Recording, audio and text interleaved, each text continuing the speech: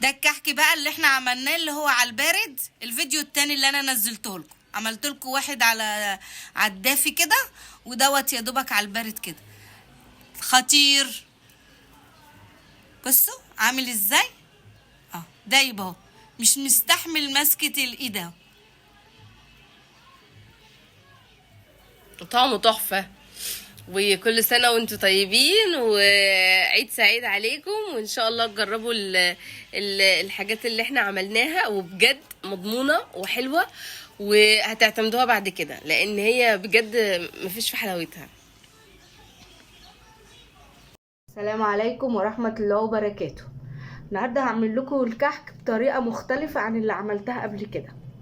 دي بقى على البارد. ماشي، يا رب تعجبكم ان شاء الله. ما تنسونيش بقى باللايك والاشتراك.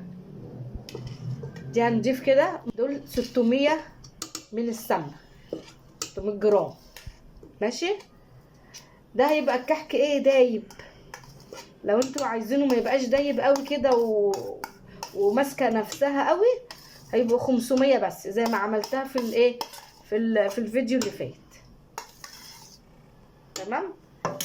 وهنحط عليهم 5 معالق من السكر.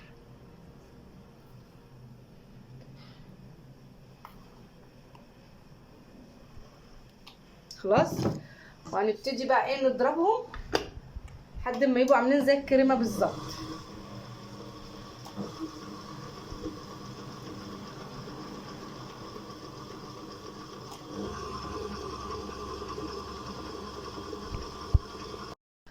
هنحط عليه معلقه محلى، ونحط معلقه سمسم، معلقتين هم يعتبر. ماشي.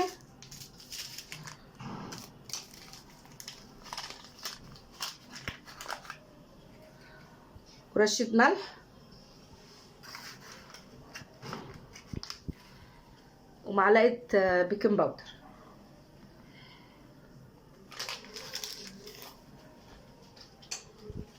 ماشي. وانا بقى بحب احط لها ايه، ريحه الفانيليا كده.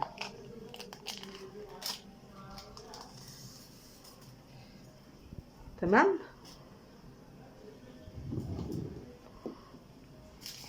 ومعانا باكو خميره.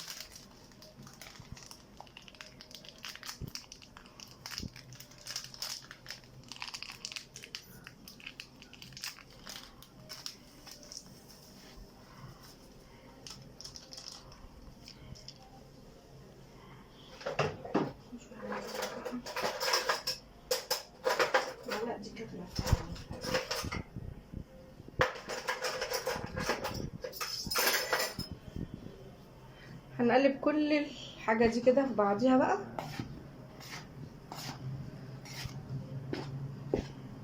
تمام. وهنبتدي بقى ايه،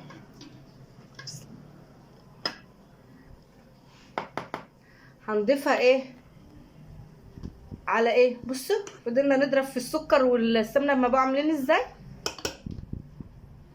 هنبتدي بقى نضيف عليهم الايه، الدقيق.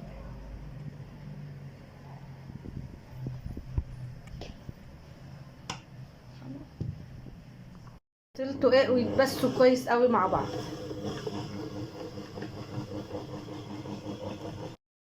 استنينا نبس فيها لما بقت عامله ازاي. تمام. البس ده هو اللي بيخليها ناعمه معاكم.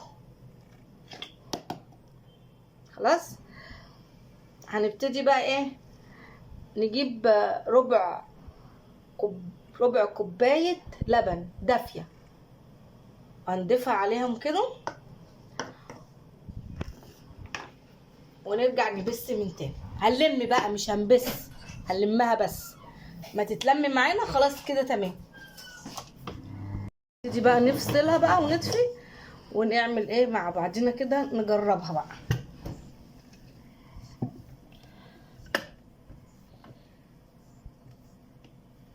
ماشي. هناخد حته كده نعملها كده. هنبتدي نجيب الايه، البصمه هندوس كده.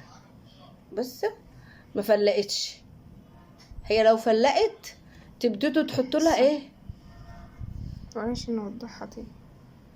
ايه بصوا مفيش تفليق خالص. هي دلوقتي لو هي فلقت معاكم هتعملوا ايه؟ هتجيبوا سمنه، يبقى هي محتاجه لسه تاني سمنه، زي معلقه سمنه لحد ما تتلم معاكم وتبقى كويسه وما تفلقش كده زي ما انتوا شفتوا. تمام. هناخد حته عجينه هنبتدي ندورها كده.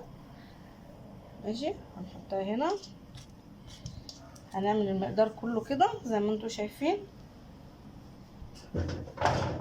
بس براحتي. انا بحبه صغنن كده.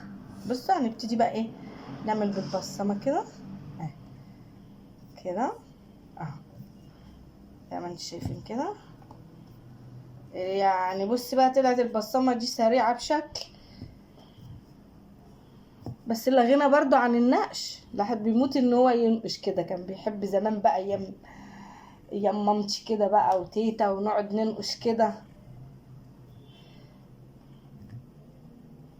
يلا دي بس عشان دي سهلت علينا الوقت والمجهود. بس ادي زي ما انتوا شايفينه كده.